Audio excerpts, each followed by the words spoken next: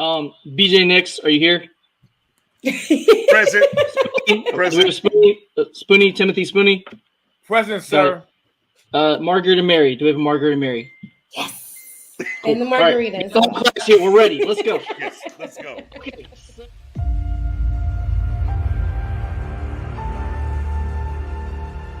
the time to line up behind your team, to support your team, have faith in that team. It's peaks and valleys. It can't always be good. And as I always tell people, you're never as good as you think you are, and you're never as bad as you think you are. But when we do know about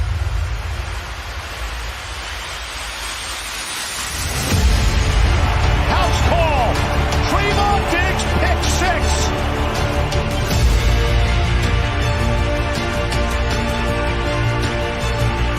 It's coming. They see it. Knocked away. Oh, Gregory.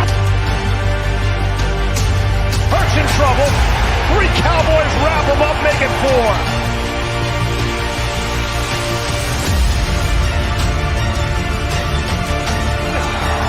Micah Parsons is unblockable.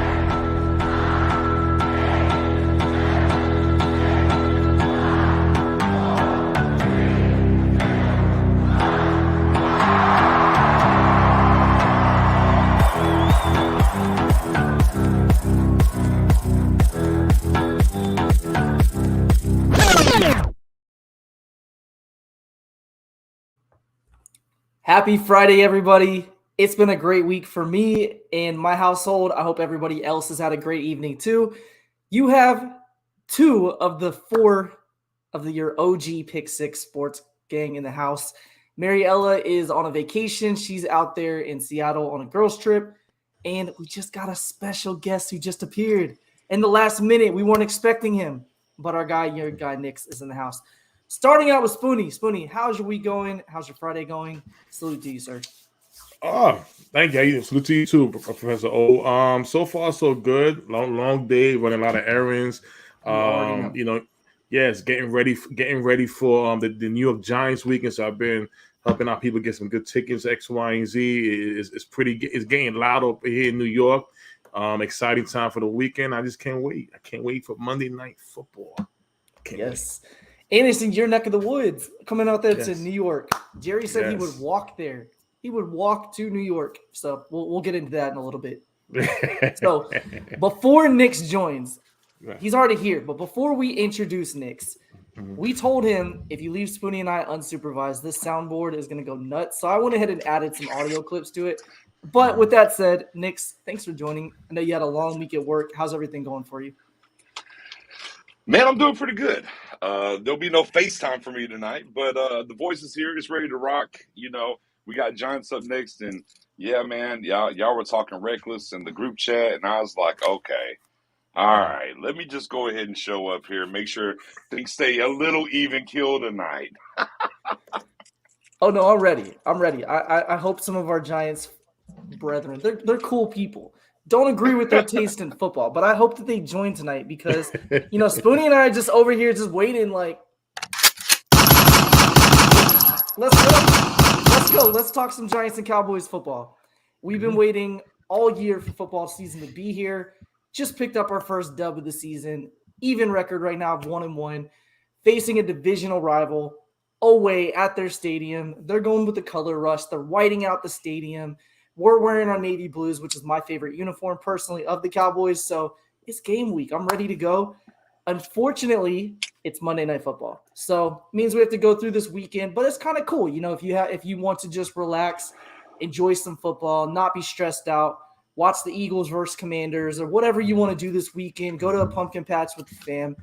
You can enjoy it. And then Monday night, we're going to start out next week with the game. So it's always good. Want to give some quick shout outs to our people in the chat. You guys have joined quickly. Our guy Crispy Bacon. What's up, bro? I know that's not his real name, but hilarious username, so I'm going to call him that. Chris Davis is in the house. Bruce got the toxic juice, joined us last week. James Gary said he's moving to Seattle soon. Hope you have a nice move. Safe travels out there. Not sure where you're moving from. Let us know where you live currently. Where are you moving to? Is that a big move for you or just, down the road? Obviously, Mendoza's in the building. Mendoza's enjoying the Virginia Syracuse game earlier. He has a couple of his pet cats. Definitely check him out on Twitter. His Twitter handle is ohmyword88, I'm pretty sure.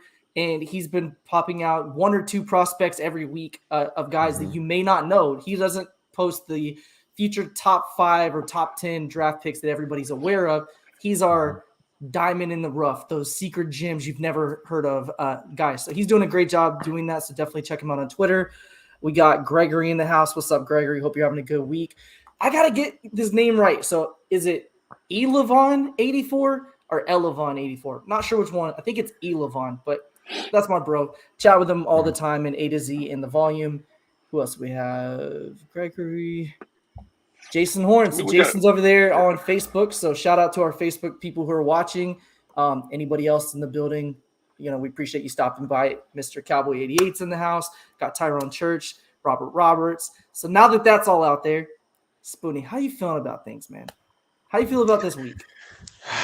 It's up and down. It's like when you hear the news about Michael Gallup coming back, possibly probably won't play the full game, but the pitch count, that's still good enough.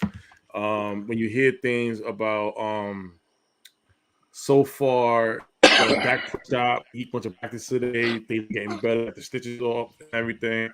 Just Jerry. When Jerry speaks, it's just like, Jerry, don't speak. We don't need you to speak. We got to win this week. We got to win this game this weekend. This is the division rival. This is the division game. Let's go. Let's go 2 in a row. So right now, I feel good. I feel positive. Players have spoke. I'm gonna repeat the same energy I had last week. The players want it, regardless of what the people in the front office are saying. The players want it, and I feel good about it, though. Yeah. With that said, we're going to hop up and give Nick's a second. But this is our Pick 6 Freestyle Friday show. I'm about to drop the link right now. It's to StreamYard. That's the streaming tool we use to go live every week. If you want to join, you can put your camera on and chat with us. If you want to do just audio like Nick's is doing, you can do it that way too. Obviously, the link is there. I'll post it periodically throughout the night. Feel free to tap in and join us. If you have a question or just want to hang out and talk football, either way, the link's there. Feel free to do that. Giants fans, if you're watching, same thing to you. Open invite. If you guys want to come kick it with us for a little bit, the link's there. Nix, I know you had a long week at work. I know that you've been doing double duty covering the store. How are you feeling about the game, though? Well, first and foremost, man, just to show you how long my week is. Y'all know, and we've had this conversation before about adult beverages. I don't drink beer, and I'm not a beer drinker. However, this is how the week's been. You have an IPA, don't you? No, it's got a little Michelob Ultra Lime. Okay. Just a little Michelob. Hey, that's about as deep as I'm going to dip my toe into the beer game. But back to the Cowboys side of things and whatnot, simply, and of course, whenever Jerry said what he said, look, I feel like everybody on this panel here understands, Jerry does what Jerry does. And here's where I'm indifferent. No, I'm not buying what he's saying about all this stuff, with Cooper Rush and everything. But the problem is, the issue that I have, I guess I'll say, is just we know how this thing works, and so does Jerry. All the different media outlets got something to run with. Then you have a section of and no disrespect to casual fans. I'm not here to disrespect anybody in that realm, but we know how they're going to take that run with it. We understand, section of the fan base who are maybe not pro said QB1 and looky here, and that gives us something to run with. And I hate that side of it. But I'm going to tell you what I hate more about it. What I hate more about it is now these same media people, they're asking, Mike McCarthy the question. They're asking Zeke the question. And you think about where this team is, tough loss week 1 plus the injuries. Week 2 with the backups and what they had to do, they get a huge win against the Bengals at home. Now you're on the road for the first time this year going up against a division rival who is 2-0 on the road, Monday Night Football. And man, come on. And we're talking about some, it takes me back to, remember back in the day, old Payman, some kicker got liquored up, and here we are, and it just kind of reminded me of what Peyton Manning said at one point about Vanderjack, and it's just like, it's just so conflating at times where this team is and how they're trying to get on a roll here with what's going on, to have, your guys, in the house have to answer these questions from the media, and then just kind of see the spiral or whirlwind of this stuff via the social media networks and the different outlets. Right. No, I think that's well said. And it's one of those things too. They interviewed Zeke and asked him about it. And Zeke's original comment was, the media kind of has these outrageous articles for headlines. And then they said, no, Jerry said that. And then Zeke was like, this is all marketing. We know who the clubhouse leader is. We have our locker room guy. It's just Jerry with marketing. We know that. Like, if you're a passionate fan about the Cowboys, you understand that, because Jerry and Steven have both went on record multiple times and said, if we keep our team in the forefront of the media, we keep the ratings there, we keep people paying attention to us, we're doing our job, because ultimately football is a business.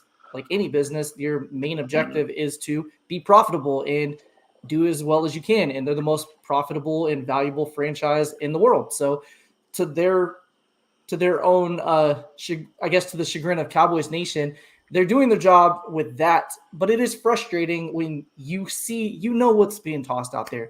He's giving the low-hanging fruit, the media clickbait that the four-letter networks and all of the local radio stations and all of the fans on Instagram and YouTube and all over social media are going to consume, because they see that and they just can't help but jump all over it. Well, maybe, Steven or maybe Jerry's saying that there is a quarterback controversy. Maybe Jerry's saying that they don't believe in Dak. Maybe Dak's not going to get extended. All that stuff that is already prevalent in the fan base just explodes. So he's basically just throwing gasoline on an already existing fire.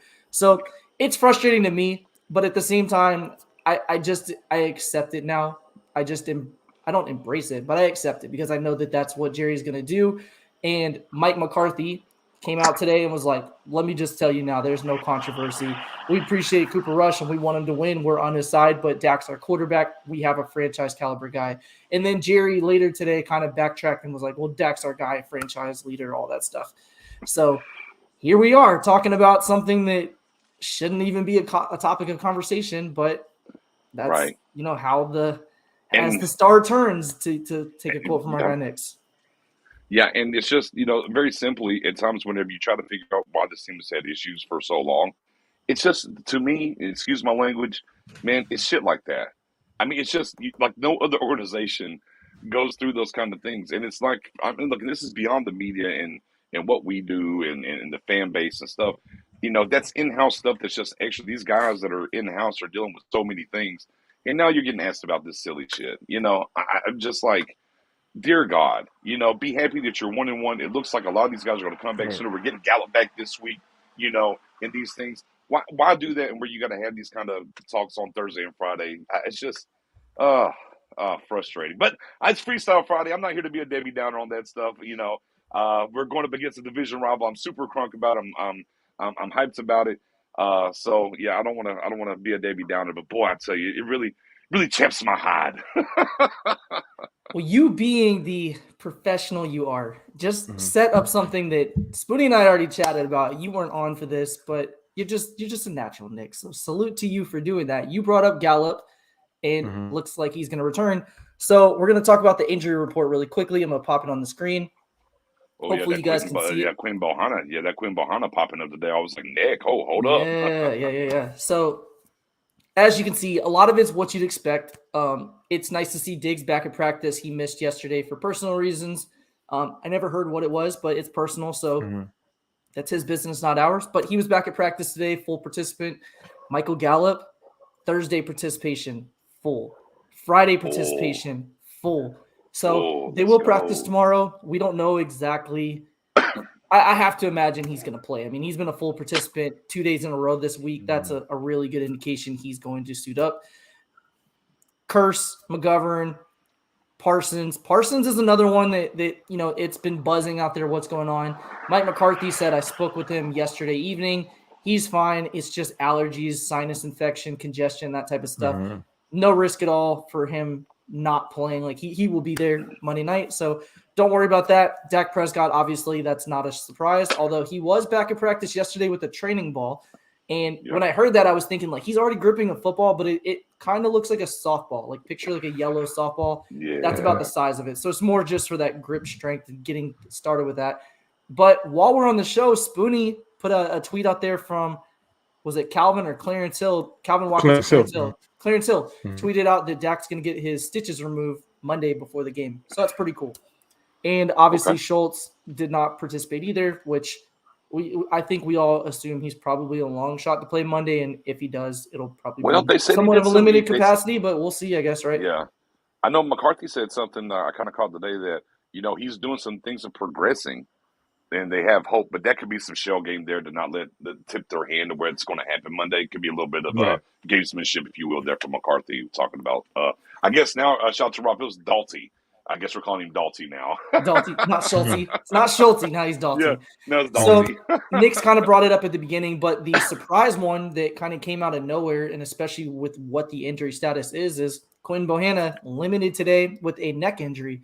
So on social media, specifically on Twitter, all of our local media guys, Gelkin, Archer, Eatman, all of them tweeted out about it, but nobody really indicated that there was a cause for concern. So I don't know if it's sore neck, stiff neck, a cut on his neck. Like they didn't really say what it was.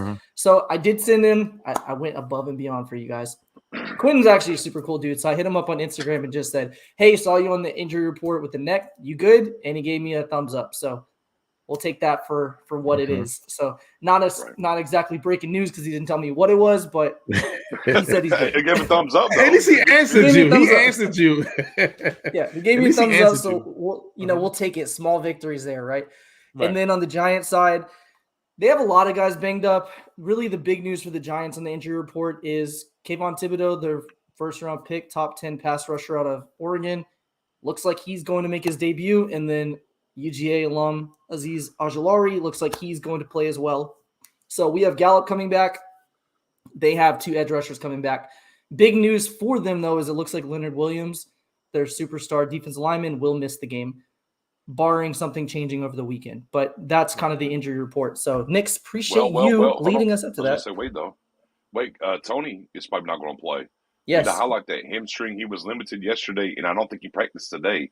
So, some things I looked at, looks like he's trending to not playing Monday, which is huge. We know he had the kind of coming out party against us last year, so if he's not able to go, they'll be down a weapon for what it's worth. But that brings up Steels that you brought up Wednesday, though, and what does he get now? Yeah, exactly. So that's kind of what we're at with the injury report. It also looks like Wan'Dale Robinson will also miss this week. So Giants have some guys coming back. They have some reinforcements on the D-line. They also have some offensive weapons that look like they will be without this week. So that's all we have for that part. I do want to give a quick shout out and introduction to Mr. Due Diligence, Mr. Space Cowboy, Ricardo.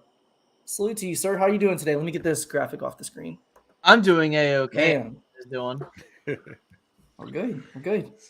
So how you feeling about the week? How's your week going so far? How do you feel about the game as we get into this weekend? So I kind of have gone into the, the Cowboys are the underdog, so I'm going to ride with that. But I'm feeling good about this game. Listen, if you guys have been following the Giants and seeing how their game plan is going about with week to week, I'm not necessarily worried. I'm not saying to give me game. I think a lot of people also need to understand that too. It's a division rival.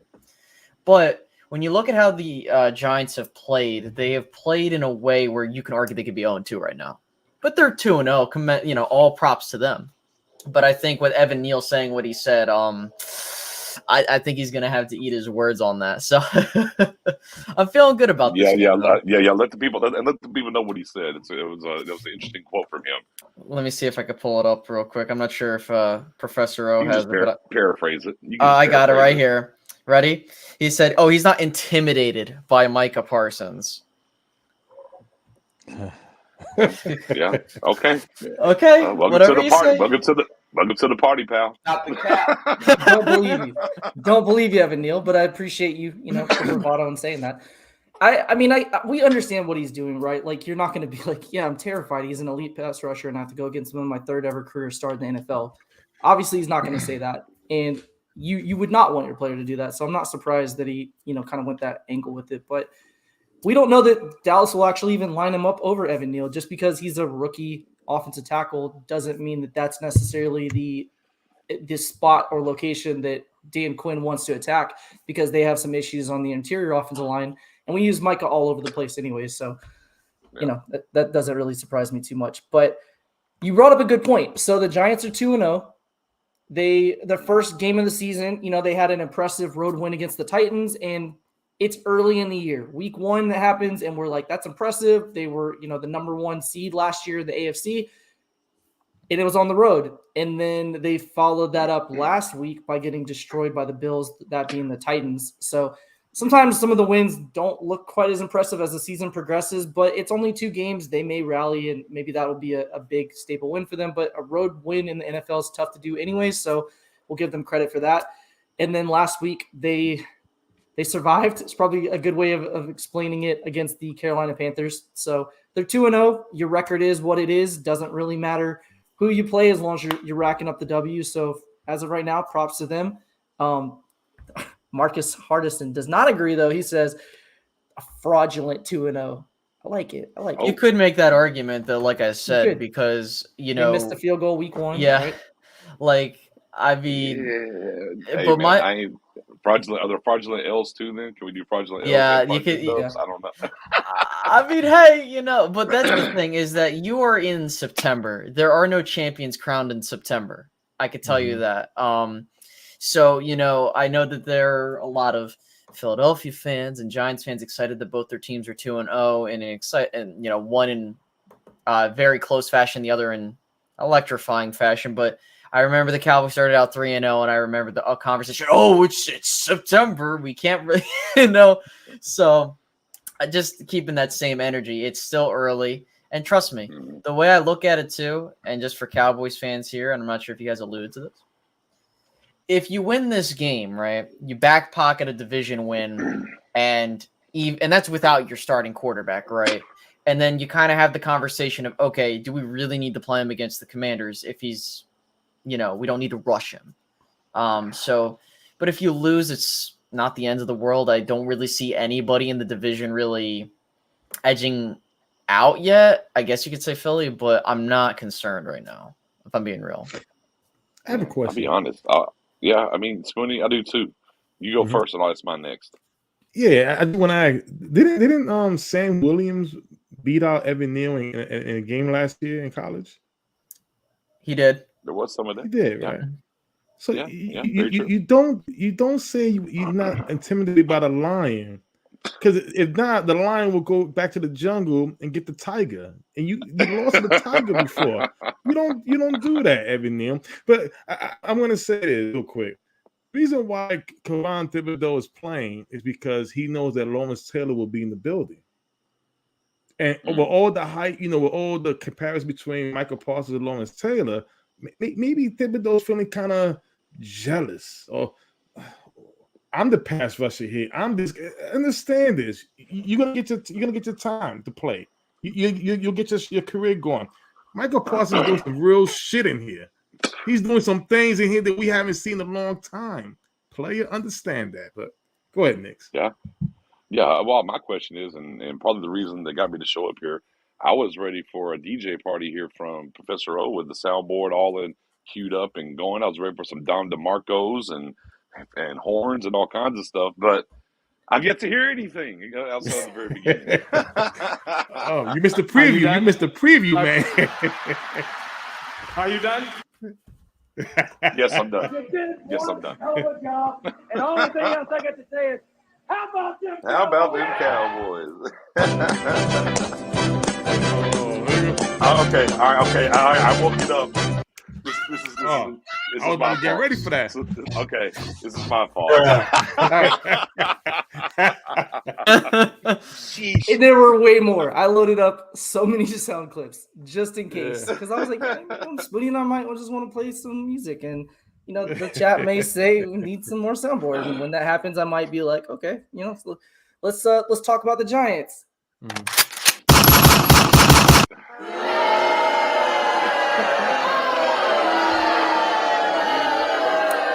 So, I wanted to chat with you guys about something. Now, Space, I don't know if you noticed this. We had a chat in our Facebook Messenger group where we were talking about something that was interesting that popped up on the Giants workout list this week. So they had 6 linebackers show up for workouts. Not too surprising. They're playing Tay Crowder. They let Blake Martinez go. They picked up Jalen Smith back in the NFC East. Did you notice that they worked out 3 long snappers this week? Did that surprise you at all? I don't know if you saw that or not. I did, and that's something I'm keeping an eye out on because I'm like, what the hell are they doing here? I'm like, something's not right, because like some people might look at that and be like, it's just a long snapper. Who gives a shit? But you got to realize like special teams matter, and that can affect how your game plan goes, right? Because I'm not sure if there was a game this year.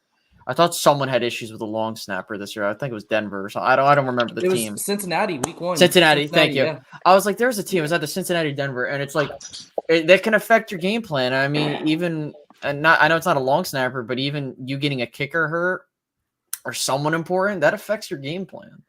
It does. So, if you look at, speaking of week 1, the New York Giants had to go for 2 later in the game because their long snapper, a free agent signing that they had this offseason, rolled the ball back on an extra point attempt. Like it bounced to the holder. So they didn't get the kickoff in time. It was a incomplete or missed field goal attempt, or extra point attempt, I should say. So they had to go for 2 later on. So the Giants have already seen that happen to them once this year.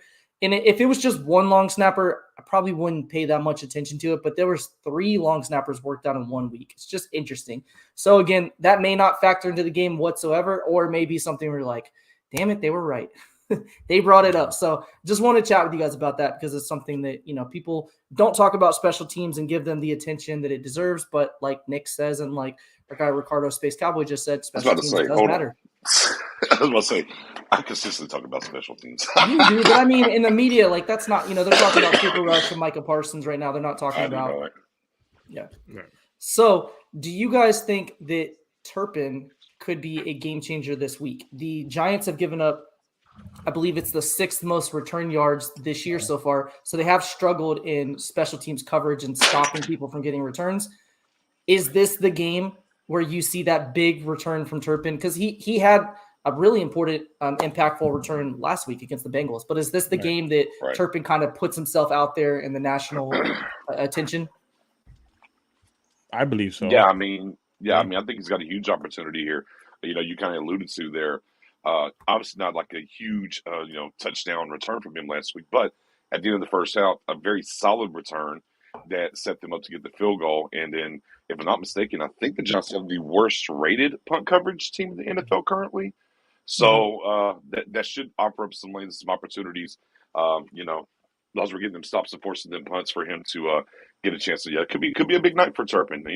Monday night coming out party, maybe even all eyes on him. So it'll be very intriguing to see. But there's definitely an opportunity here for them to dial something up and him have some pretty big returns.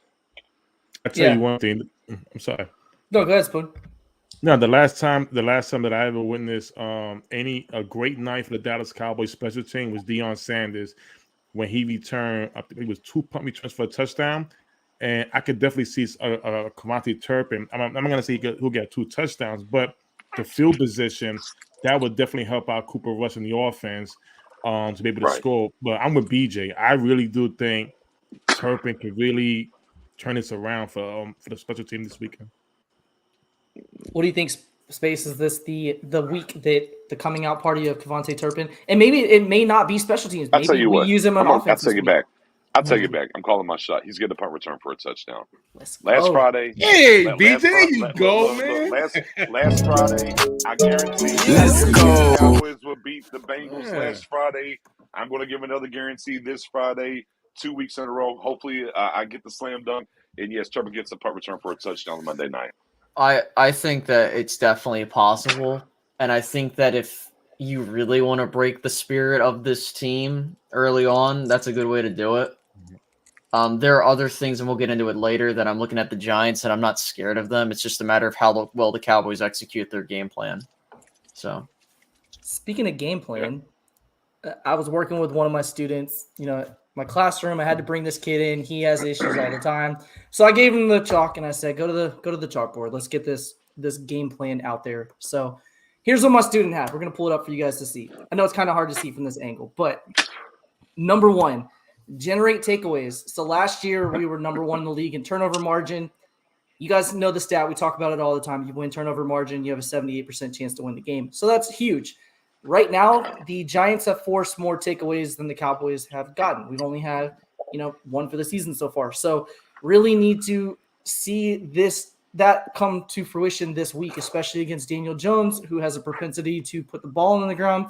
He will fumble the football. You just have to, force those plays. So generate takeaways, whatever you got to do to get them. That's number 1. Number 2, keep penalties under 8. So the reason I have that 8 number, 8 is still a lot of penalties, but it's a manageable number. Once you're north of that and you have 9, 10, 11, 12, you're putting yourself quite often in those 3rd and long situations, and that can wreck your game plan, which we saw week 1. The Giants have had the same issue as the Cowboys this year. They have 16 penalties. The Cowboys have 15. So both teams have had those issues of the laundry on the field, those yellow flags that put you behind the 8 ball in down and distance situations. So if the Cowboys can generate takeaways and keep the penalties under 8, I feel pretty good about that situation. Number 3 is probably the most important of the entire board, is set the edge on defense. So Saquon Barkley is healthy. He's having a really good year so far. He's busted out several big runs, and a lot of those runs are coming right off the edge. In week 1, that was our biggest issue against the Bucs. We could not contain the run on the outside. We didn't set the edge. We allowed them to get outside, and they got big runs. We had multiple 10-plus yard carries from Leonard Fournette, and that came back to bite us as the game went on. So this week, whether it's an outside linebacker, defensive end, a cornerback stepping up, or a safety, we have to set the edge. So Bart wrote that one down. Number 4 is pressure Daniel Jones. So Daniel Jones is holding the football longer than any quarterback in the league through 2 weeks so far. On average, he's holding the ball. His time to throw is 3.15 seconds per pass attempt. That's forever against the Cowboys pass rush. Tom Brady averaged 2.19 seconds, so almost a full second quicker. He was getting rid of the ball. And then Joe Burrow last week was 2.49 seconds, and he got sacked 6 times and pressured over 10 times. So knowing that we played against 2 top-flight quarterbacks and they got rid of the ball quicker and still were under pressure, Daniel Jones is cooked this week if he does not get that ball out of his hands quicker. And you would think maybe he's holding onto the football to get those big passing attempts downfield, but they only have 2 explosive passes this year. So he's really holding the football just to check it down a lot of times. So it's kind of a bizarre situation, but that's something we have to do. If we get pressure on him, as we mentioned with number 1, he will turn the ball over. And then number 5, we talked about that just a second ago, win the special teams battle. So that's not one that we usually have on the board, but it is super important this week because special teams can be the difference maker on any given Sunday, but specifically against a team that struggled in punt and kick coverage and has had issues with the snap. So that could be the deciding factor. However, their punter is having a really good year. I do think the Cowboys will have the edge in the other aspects of the special teams battle. So Bart, appreciate you getting that on the board. I'll open up to the panel. What do you guys think? Do you guys have anything you disagree with or anything you would add to that list? I mean, go. Do you want to go, BJ? No, you go ahead. I'll go after you. Go right ahead. Listen, just to be honest with you, make Daniel Jones try to beat you. Yep. You look at the stats, the Giants are 31st in passing in the league. They've given up 8 sacks, 5 against Tennessee, 3 against the Panthers. Their offensive line isn't as cohesive as you would want them to have, especially giving all that premium draft capital on the tackles. But then again, it's mostly the interior that you're looking at the weaknesses. I think, what is it? Saquon has like 43% of his runs on, or 43% of his rushing yards on 2 runs. They're, I think, fifth in the NFL in rushing. But the way that I look at it is that you want Daniel Jones to try and beat you. He has not looked impressive at all to start this year. Yes, he's had efficient games, but they're not games where you're like, okay, like you're wowing me for the type of pick that, I'm trying to invest in you. A big thing too is what's his name? Kadarius Toney might not play, but again, we'll wait and see. So that's another weapon that's taken away from him. I know that Dayball's been known to try and work with these quarterbacks, especially with Josh Allen recently. I'm not, obviously we don't know what's going to happen. But another key thing, if you're the superstitious type, the Giants historically aren't good on Monday Night Football, ladies and gentlemen. They're 26, 47, and 3. That's a key thing because if, you're very superstitious about that, yeah, they aren't good. And on Monday Night Football, that is. But listen, people, I've been seeing a lot of people overrate the Giants. They're a very middle of the pack team. Even if they start out 3-0, I'm not taking this team seriously. They have yet, but that's where they are in their rebuild process. They're trying to get things together. So, yeah, get Daniel Jones the ball. I think it's interesting, too, to kind of piggyback off of something you just said. So you mentioned Dable and what he's done with quarterbacks and referencing Josh Allen. Keep in mind, this is the Giants under Dable. New coaching staff, new leadership. They're 2-0, so they're off to a good start. But this is their first primetime game of the year.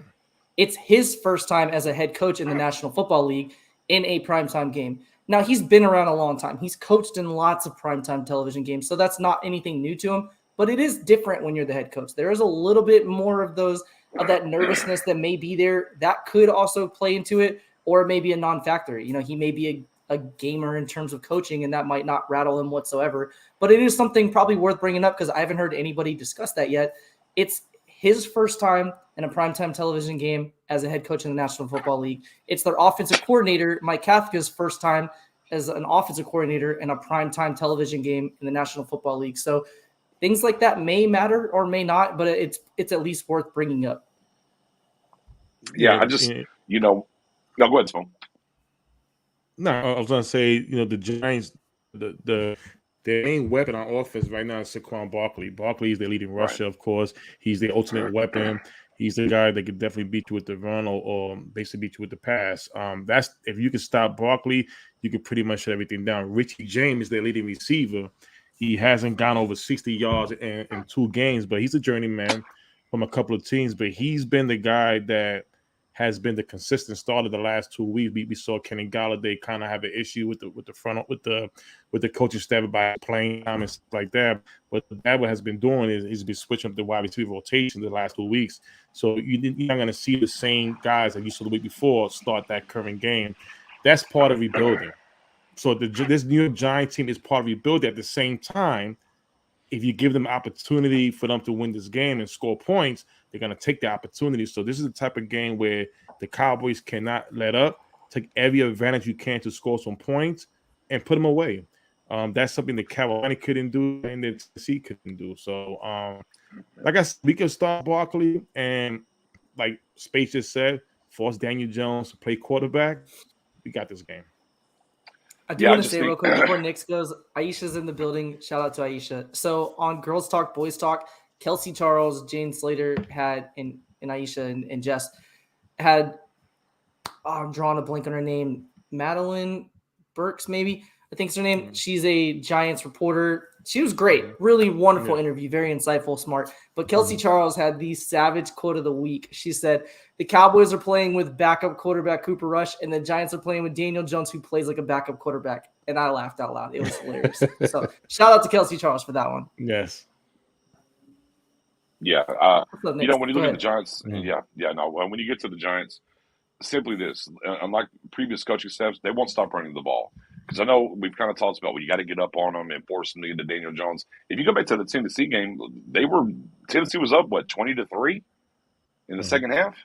Yeah. And they continuously ran the ball anyways.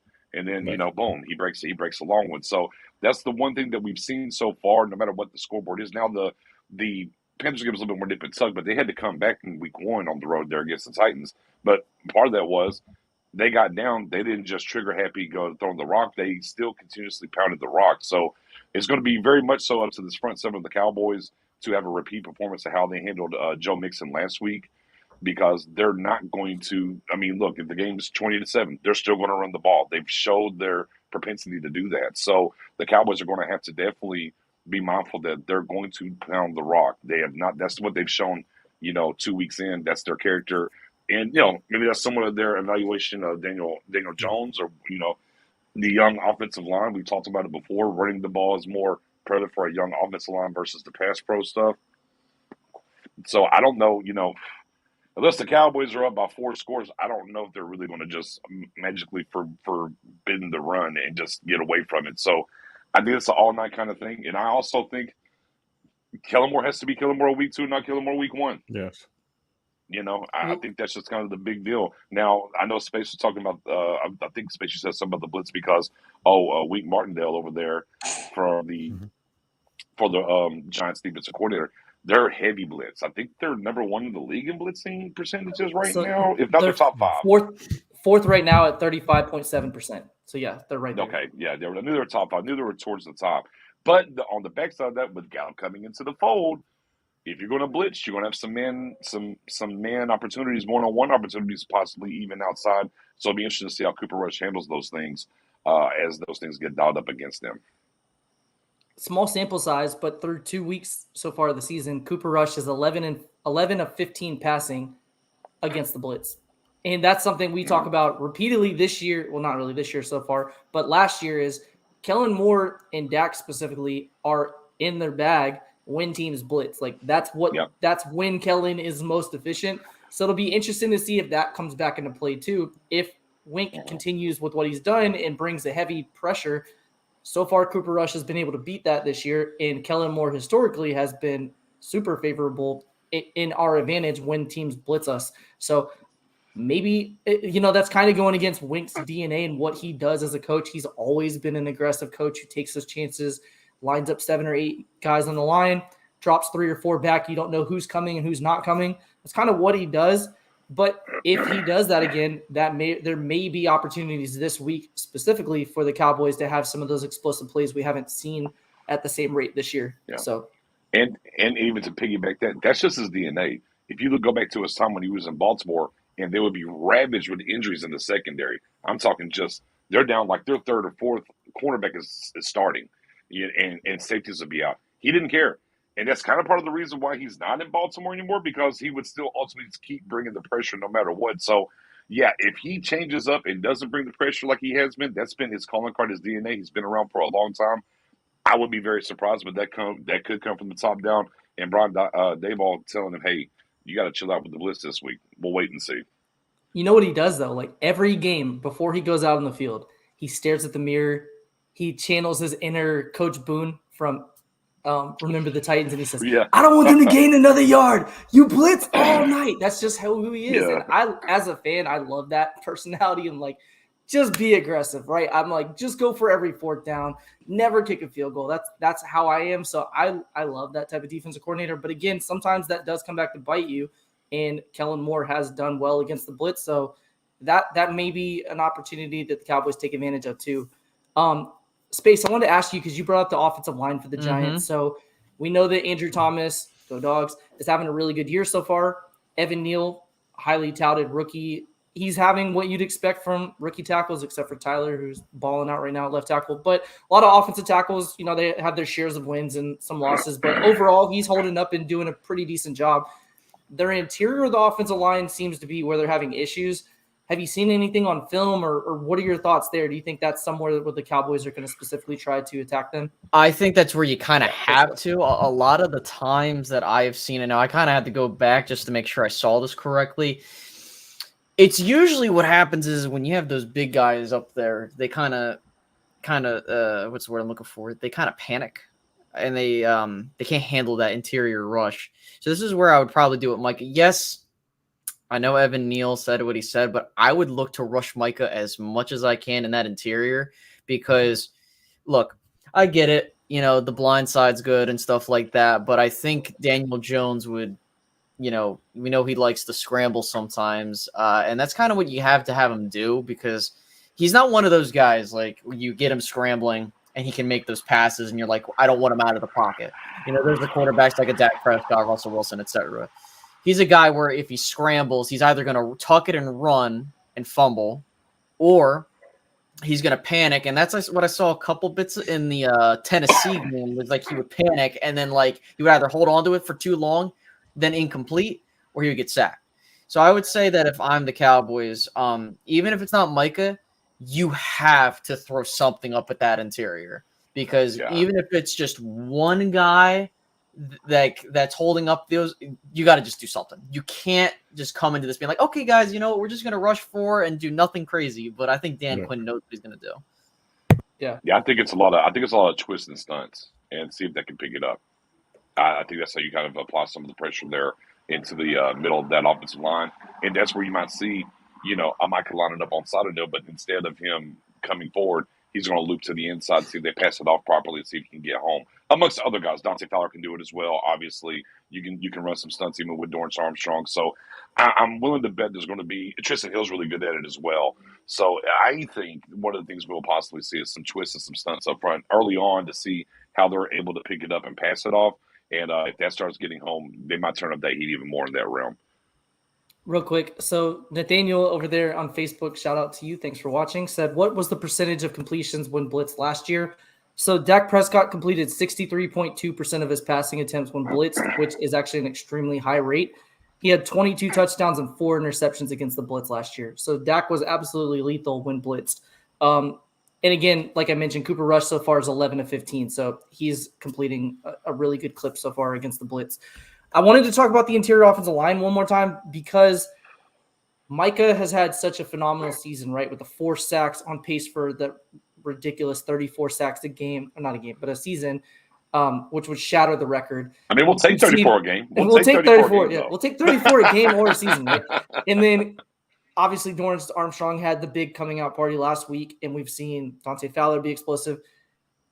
A guy who hasn't really had his big moment yet this year is Oso Digizua. This could be his breakout game for this year. You know, he had a really good rookie season and has been kind of quiet. He's not playing bad, so don't take it that way. He's just been a little bit quieter than what I would have expected because the outside edge rushers have been the ones that have gotten home. This may be the week where we see him get a sack or two or make an impact in the run game or just generally, you know, kind of wreak havoc. So wanted to bring him up.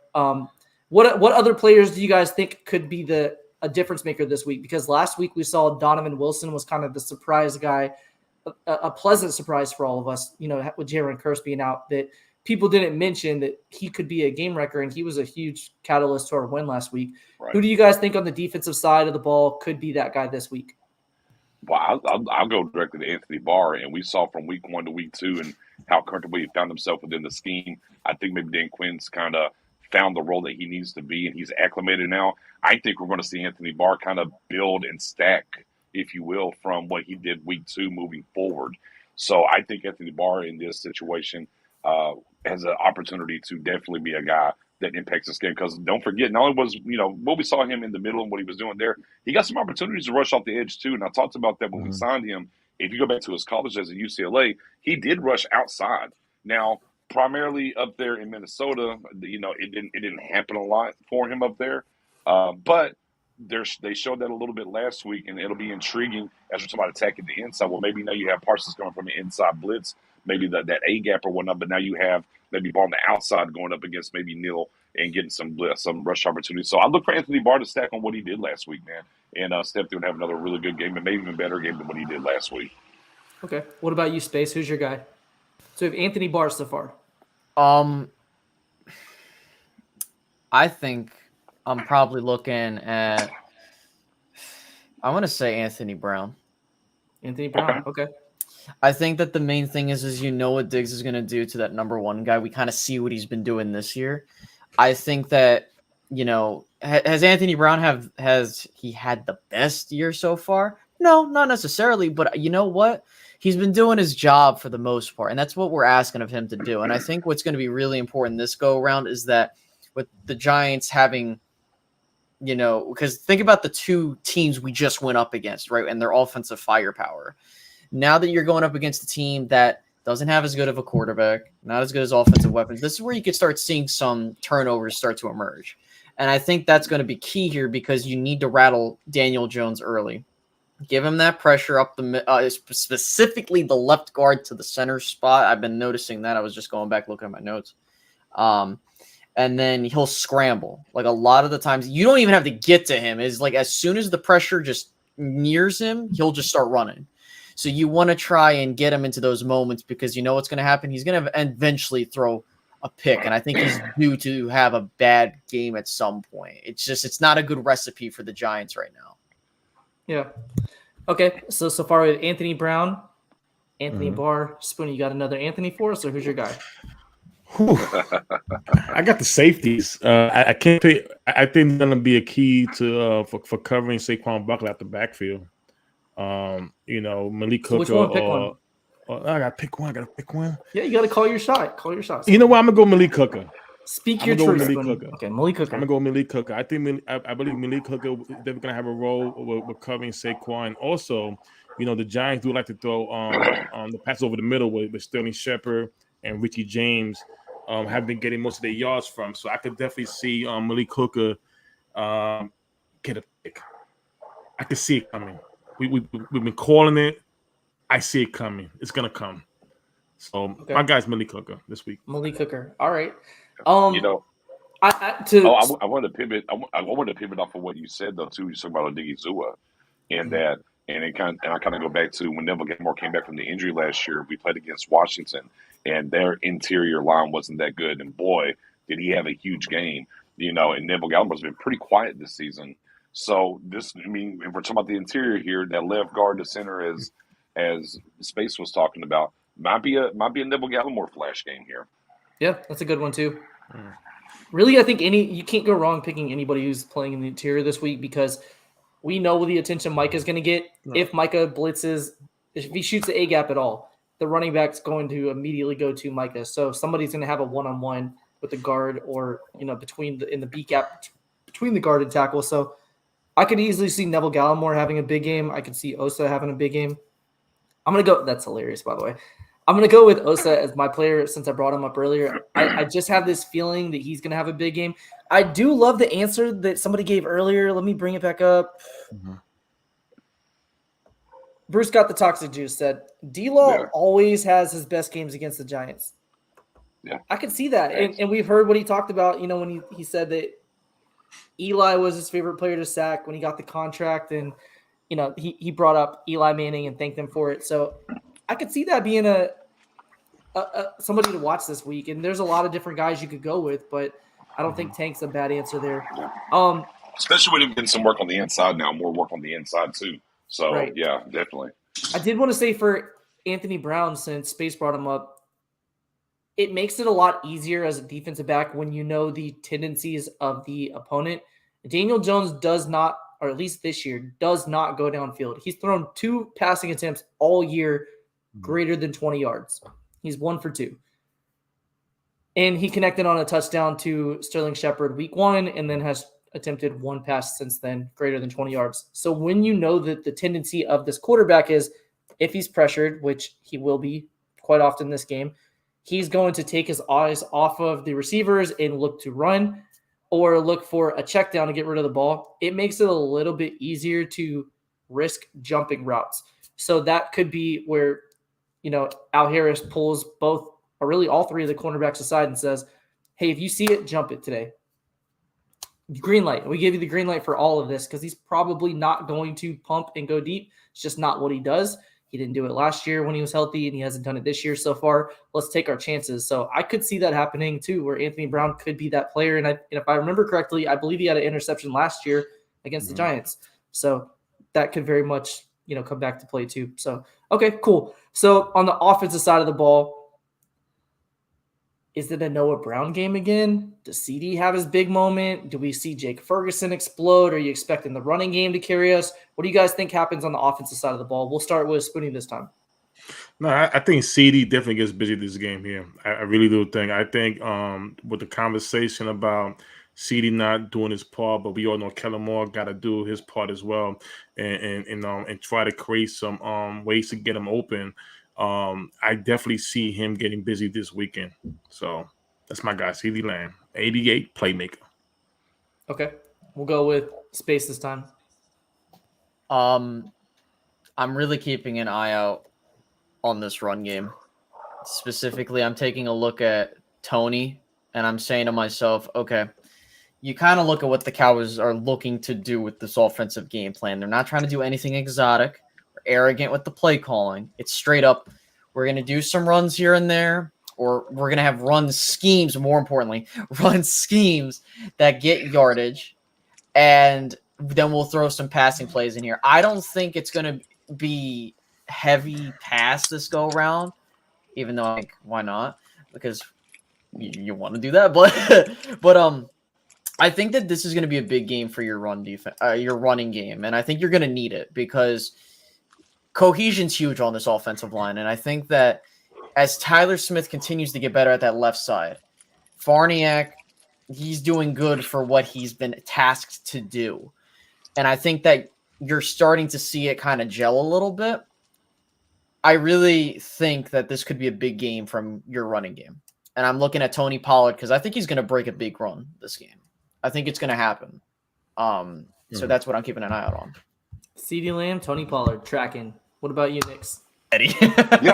Yeah. You know, I mean, Tony Pollard damn well produced himself like he did week 1. Kellen Moore. Man, I'm going to go out on a limb. Those are great picks, and I definitely can see it happening. It's Ferguson season, ladies and gentlemen.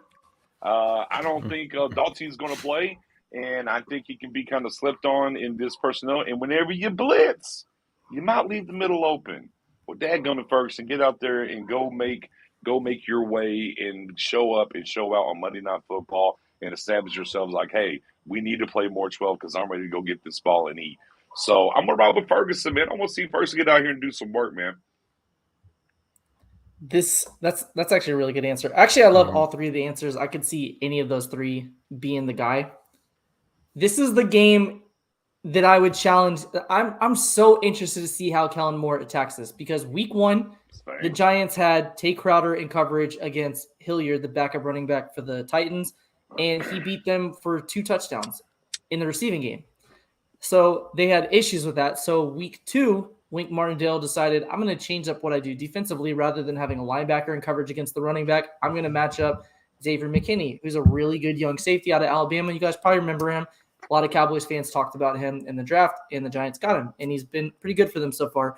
So they had a different wrinkle where they said, we're going to have McKinney take care of that so that doesn't impact us this week. So if that happens again and the Cowboys say, hey, let's use, say, Tony Pollard, we'll use Space's guy, on a wheel route, what does that mean for Knicks' guy, Ferguson, or Hendershot, or Schultz if he plays?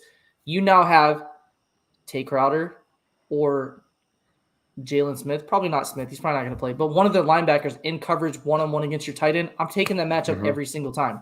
So depending on how they decide to scheme this week, I would kind of come into it with the game plan, if I was Kellen Moore, of going the Space Cowboy direction or the Knicks direction, saying, whatever they do with McKinney, I'm throwing to the other guy. If they have McKinney in coverage on the tight end, I'm going to throw to Tony Pollard or Zeke in space. If they have McKinney on the running backs, I'm going to hit my tight end on a linebacker. So I would kind of go with that take what they give mentality this week, which I don't usually like. But this week makes perfect sense because we know that they're a blitz-heavy team. They're the 4th highest blitz rate in the NFL. You're going to have one-on-one chances, and it's a quick, easy read for the quarterback. I see what they're showing pre-snap. I do a pre-snap motion. Now I know what they're doing. And as soon as the ball snap, I know which way I'm going. It makes it a really easy read for the quarterback. You get rid of the ball quickly. So Azeez Ojulari or Kayvon Thibodeau being back doesn't really matter quite as much. If I can tell pre-snap where I'm going with the football, I can get rid of it quick in tempo and get my guys one-on-one in space. So either one of those 2 answers are great. Spony, I would love to see CeeDee Lamb have a big game. I have a feeling that they're going to do what a lot of teams have done and say, hey, Noah Brown, beat me. Hey, Tolbert or Gallup or whoever's active this week, probably Gallup, beat me. It's your first game back. I'll take my chances there. And if they do that, so be it. I hope Kellen Moore says, Cooper, do it. If they give Gallup one-on-one, I know it's his first game back. I know he's probably not going to play a huge snap share. But when you have the opportunities, you got the green light. Take that deep shot. Take that dig route and, try to hit him in space or whatever. So I like all the answers. I know Mendoza's saying Hendershot. I would love to see Hendershot have a big game. I think I'm going to go the same route as Space Cowboy. I think it's Tony Pollard that's going to be the difference maker offensively, but I'm thinking more in the receiving game than specifically the running game. I do think that they're going to get him on the edge in screen passes or, checkdowns or whatever that may be. They're not going to throw a wheel route as much as I beg for it. They're just not going to do it because Kellen doesn't like that. But I do think Tony Pollard could be a big factor in the receiving game this week, knowing that they're blitz heavy. You get the ball out quick to a running back in space. I did want to say this too, and this is a big thing, and I noticed the Cowboys were trying to do this last week, is playing keep away. If you can get up on the Giants early and just play keep away, but not the keep away where it's like you're literally doing absolutely nothing on offense, I think that you can afford to do a couple things here and there. The main reason why that's, we all know what happened. Dalton fumbled. That took all the momentum out of the game, which really, if I'm being honest, if he doesn't fumble in that drive, we probably score and the game ends there and we're having a completely different discussion. But I do think, however, Lamb does have an opportunity. And I agree with Spoonie with Lamb talk, because if the Giants have to go up against Gallup, CD, and even if Gallup's in there for a couple of plays, I think that you need to have one play where you try to do a deep shot. I get it. Cooper Rush ain't built to do that all the time, but I think you need to have one good design. Just try it. I think that that's something that you need to do on this team, because I don't think they're going to expect it. And so that's why the importance of the running game is there. As much as I'm not a fan of running the ball, I'm more of a pass the ball at will type of guy. The only thing that scares me about this matchup is what Kellen Moore does offensively, because we saw what worked last week. And I'm like, you have something there. We have an identity. I'm not asking for my quarterback to do all this stuff. If it's winning football, cool. But if Kellen Moore, which I got to give BJ this point because he said it, you're going up against one of these older guys in the at the defensive coordinator spot, and he usually struggles there. And on the road too, nonetheless. He typically goes into a shell. And this is where I'm going to scream and have an aneurysm on Monday night. If I go and watch this game and I see we're doing the same mistakes that nearly cost us that Bengals game, we have a serious problem, because you can't convince me then that you get Dak back and you go back to this arrogant play call because you think that you're smarter than everybody on the football field, which you're not. So that's one big thing that's going to decide this game. Can Kellen Moore's game plan and Mike McCarthy's touch on it translate to this game? I want to meet you in the middle really quickly with what Spoonie said. I just want to say, go ahead, Nick. real quick. Yeah, I was going to say real quick. Albert Pujols did just hit his 700th home run all time. Just throwing that out there. Little baseball. That's awesome. I'm so happy for him. He's a great go player. right ahead there. I just want to jump it in there. So when we talk about Kellen Moore and Cooper Rush specifically, Cooper Rush, we all know, does not have what they call a live arm, right? He's accurate, but he doesn't have a super strong arm or a plus arm. That's not who he is, but he's a smart guy. A lot of people have already said it. He may go that Kellen Moore route where once his career is done, he may be an offensive coordinator, offensive minded coach in the future, but we can hit CeeDee Lamb on deep passes without it being a 45-yard bomb, because week 1, he had CeeDee Lamb on the outside and missed him. Last week, he also had CeeDee Lamb on the outside and missed him. He overthrew it both times trying to compensate to get the ball out there. I would circle back to what he did last year against Minnesota and say, hey, remember when we had Cedric Wilson in the slot and you hit him right after halftime to start the second half on a seam route? It's a 17, 18-yard pass. You just throw a bullet, hit him in space, and let him outrun the defense. If you have CeeDee Lamb in the slot, which we know that we've done quite a bit this year, and we know that they're a blitz-heavy team, so we know there's going to be a lot of one-on-one opportunities, that's something I would definitely look into game planning, like Space mentioned, saying we want a game plan for a shot or two downfield. It's a downfield throw in that it's a 15 or plus yard throw, but it's not a 35 or 40 yards in the air bomb. It's a quick hitter. I see him in the slot. I see it's a blitz, or I see it's man coverage, and I pull the trigger and I'm hitting it and trusting CeeDee Lamb to make a play with the ball in his hands. I would love to see that this week. So that would be great. So shout out to both Spoonie and Space for bringing that up. So I want to talk about take a shot with Turpin. The Turpin, yeah. Turpin would be a great one too, because we last week specifically against the Bengals early in the game when Turpin was on the field, we showed a lot of pre-snap motion, and the defense did move a little bit for him because they respect the speed factor. It's one of those things, even if you don't think he's going to be the game changer that wrecks your defense, you have to respect what he can do with the ball in his hands from a pure speed aspect. If you have him against a linebacker, he's going to beat you. you have him against the safety, he's going to beat you. So last week we showed pre-snap motion, did some jet sweep looks, didn't give him the ball. This may be the week where you also put pre-snap motion with a jet sweep look, don't give him the ball, do play action, and then throw the ball on like a wheel route or something downfield with him one-on-one against a bad matchup for the defense. So I would love to see him take advantage of that. I want to talk to you guys about Zeke so far this year. So this is a huge year for Zeke, right? Because after this year, suddenly in 2023, you can get out of the contract if you want to as the Cowboys organization. And Tony Pollard is also a free agent after this year. So it's kind of I hate to call it an audition for Zeke because he's obviously shown what he can do in his tenure as a Cowboy, but it is a huge year for him. Through 2 weeks so far, have you guys seen anything at all to make you say, next year I definitely want to bring him back, or as the season goes on, I think he'll be a bigger part of our game plan? Because they haven't shown through 2 weeks so far that Zeke is going to get a ton of carries or a ton of touches. They very much have split the workload. So question on Zeke, and obviously we're only 2 weeks into the year. This may change as the season goes on. He may have a big game here or there to change things, but as of right now, do you see Zeke being a big enough part of our offense for him to come back after this year? Well, I mean, we kind of talked about this a lot during the offseason, obviously. And, you know, even before a step was taken in the regular season, my stance has always been, it doesn't really matter what he does this year. If he's not on a new contract, he's not going to be here. This is how the Cowboys operate, in my estimation, how they move around. And you know what the contract is, and they have the out. And we've seen that with other players when they have an out. They decide to take the out or, you know, with a restructure like D-Law. So, yeah, I didn't really think what was going to happen with him this year. Either way, it was going to come down to if he's here following this season, it's going to be on a restructure.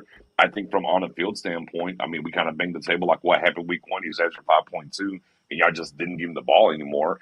And, you know, he's still averaging after last week. He's still averaging over 4 yards per carry. He's never averaged under 4.1 yards per carry for his entire career. So, yeah, I don't know. I mean, obviously we understand that Pollard is a different gear, and we've pounded the table for years about him getting more involved. And, you know, as I said, maybe a little thunder and lightning for me, when you go back to maybe how they used Julius Jones and Marion Barber, or maybe even a Felix Jones and Marion Barber in that realm. So that's what I'd like to see from the mashup here in the backfield. But protect him, though, right? And then when you do get to these late games in December and you're up, maybe you can salt the game away with him. But as far as his status on this team, I don't think it's 2 weeks in. We got to wait and see where that goes. But no matter what, overall, no matter what he ends up doing, it'll come down to whether he takes a restructured contract, in my opinion. Okay. What do you think, Spoonie? So Nick says we're kind of up in the air. It's going to depend on if he takes a restructured deal regardless of what he does this year. What do you think, Spoon? Yeah, I'm 100% on board with BJ said. I think it's the restructure of the contract. And, you know, I like the running backs he put out there. I love the running backs he put out there. I'm going to add another tandem. I'm going to go look at Mark Ingram and Alvin Kamara. You know, as you know, we see how that tandem is. You know, what Kamara is more of the lead back, which I see Pollard going forward will end up being more of the lead back. And you know, when it comes to Ingram, Zeke, and him, you know, there'll be that thumper. And you know, I saw somebody in the comments say Sean Payton that no, trust me, Zeke will be here in my opinion. But I agree with BJ. It all depends on the contract. But we heard Zeke come out and say he wants to be in Dallas his whole career. He doesn't want to go nowhere.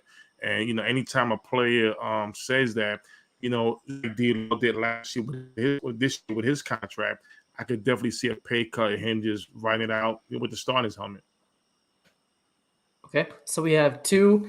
Well, we have a maybe it depends on the contract situation, what he wants to do. And then we have Spoonie, who seems a little bit more on board with it. Where are you at with this space? So we're 2 games in. And I kind of want to provide context here because I think people are forgetting what happened last year. Zeke had 11 carries, 33 yards the first game. We get what happened in the Tampa Bay game last year. The next game, 16 carries, 71 yards. Then you kind of saw him get more as the year went on, and then he got hurt, and then that production got hampered. I've seen Zeke do this a couple times where it's like it took probably till like week 3 or 5 to start seeing him get into a momentum. But the problem is, it really comes down to this contract, but like everyone else is saying. But the thing is it's a matter of what the Cowboys elect to do, right? Because if you look at the contract, yes, you can cut Zeke and you're not going to get hit with like a negative cap hit, but the problem is there's so much dead cap on there. And so really I'm looking at 2024 and I'm saying, well, it depends on also how the Cowboys feel on Zeke. Because I know some people are saying re-sign Pollard. If you know me, I'm not really a fan of re-signing players or rather running backs unless they're like generational running backs, like a Adrian Peterson, Emmitt Smith, that type of echelon of guys. The problem is Zeke hasn't shown that, but it's not necessarily his fault when you see that his yards per carry have dropped significantly. But again, you saw the first game. What did we say? After the first game, Zeke averaging 5 yards a carry. Okay, why didn't they feed him the ball more? Then we go into this game. Okay, not averaging as much, and really he shouldn't be doing these dumbass pitch plays, Kellen Moore, because that's what because if that wasn't the case, then the numbers would be a little bit different. But still, Facts. I feel like they're forcing this half and half shit, which it shouldn't be. It should be it has to be whoever's the hot hand. The first week, it was Zeke. The second week, it was Tony. You got to go with that. And I think that for the fans that are like, well, let's bring back Tony, here's my problem with that. Let's say you decide we're going to restructure Zeke's contract. I don't know, say $10 million. I don't know. I don't know the math of what they're going to do because we don't know. Because Steven, likes to be a cheap ass. Let's be real. But if this Cowboys team pays 2 running backs, I'm gonna lose my mind because not that I have anything against Tony getting his money. I absolutely think he deserves his money. And Zeke, hey, he got his money deservedly so. The issue is what they have been saying. Oh, we feel like not enough money can go around to all these positions, but you're willing to invest almost $20 million into your goddamn running backs. Like, no, that's not an efficient way to win football. So I would say that, like with the rest of us probably think, they're going to attempt a restructure. And if they don't get anything, they're probably going to look to move on from him the next year or this year when they just say, let's bite the bullet. But here's what I would say this, and I want everybody to keep in mind this. Even if they bring Pollard back, keep in mind what happens next year's draft. If they take a running back, this team will do that. So that's what I'm saying. Keep an eye out on in the future. Yeah, I think the all other three side of you are right there. Go ahead, Nick. Yeah, I was going to say the other side too that we have to take into consideration when we talk about Zeke in the future here. The Cowboys like Zeke as well. This isn't where they had some issues maybe with a guy that's not here. I don't want to even mention his name. I'm wore out of reading about it. It is what it is at this point. But again, they like Zeke. And it's the Cowboy way, run the ball. So while they'll give you the lip service of, oh, if we invest here, we can't invest there, stuff like that, they have their trinkets, if you will, of, oh, no, we like this kind of, this is what we're about, and they make it work. So to me, I could easily see them restructure Zeke, pay Pollard, like, hey, look, and they'll spin it and they'll sell it. Well, look what we got both these guys for. They're not even top 5 of the top 5 backs paid in the league. So we're doing a good job here. So there's always that angle for them to look at it if they want to go do it. Right. Yeah. So I think all three of you completely summed it up perfectly. It's one of those things too, when I ask the question, it's not even really is Zeke washed or not? That's not really the conversation. It's more so just has the production in snap share made sense to pay him what he costs on the cap next year moving forward. It's kind of where the conversation comes to play. But it's just an interesting conversation and something we should probably look at, every 4 or 5 weeks as the season goes about, because Zeke, when he got carries week 1, 5.2 yards a carry. Good. I could take that all day. Yeah. If you want to give me 10 to 15 carries and 3 or 4 receptions and however that, distribution comes to play. I see you, Austin Eckler. Go ahead, yeah, sir. like I'm cool with that. That works. Sure. Yeah. And we have to keep in mind too, like Zeke is in year 7, right? Like he's not going to be this 14 or 1700 yard rushing back anymore because his volume is not there anymore. Like he's just not going to hit those numbers again. But like if you look at his last year's totals where he hit just over 1,000 yards rushing, double-digit touchdowns, I'm cool with that. That would be great. If you want to come back next year on a reduced reduced cap figure, sure, by all means, I'd love to have you back. But I can't pay you what you cost on the cap for you to get 10 carries a game or 12 carries a game because the volume just doesn't justify your cap number. What I do agree with all three of you, because I think all three of you hit an excellent point, the Jones family in the Cowboys locker room love Zeke. Right. He is a leader of the team.